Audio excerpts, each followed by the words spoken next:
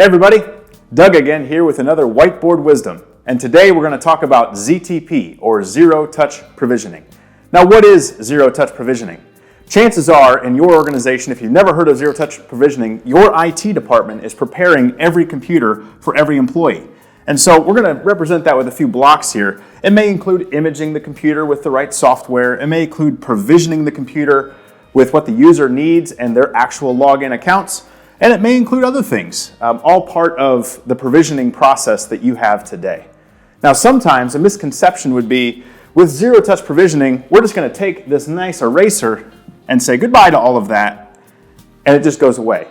But the reality that we see is sometimes we just shift all of that work and all those blocks to a user. So the user is able to download the image themselves or provision the computer with their own account or whatever else is involved in getting ready on day one. Now that's typically what we see in the first iteration of zero-touch provisioning. Now the real trick is taking these and actually reducing the building blocks. If we're able to take those off of both IT and the user and actually somewhat balance them in the middle, less blocks, less things to do, now we're getting to zero-touch provisioning. So the real question is, how do you get to zero-touch provisioning? What I've liked to say over the years is touchless, or zero touch, starts by touching less. And that may mean IT team is doing less work. But as you're balancing that with the user, you might find that the user is actually doing more work.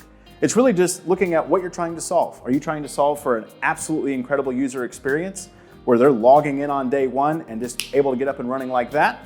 Well, that may mean that we're balancing a little bit in the middle here, where we're actually setting a gold provisioning standard where ZTP is utilized in the background, but it takes the burden off IT to make it happen, and it actually is delivering that better user experience.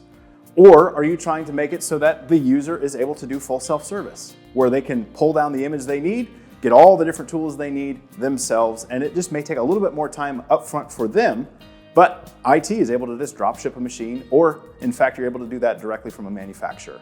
It really depends on what you're trying to solve for and what you're trying to balance, but at the end of the day, zero-touch provisioning is not about eliminating all the blocks, because that may not be a reality. It is about reducing some of those blocks through automation and then balancing this act between IT and the user. Well, that's another Whiteboard Wisdom for today.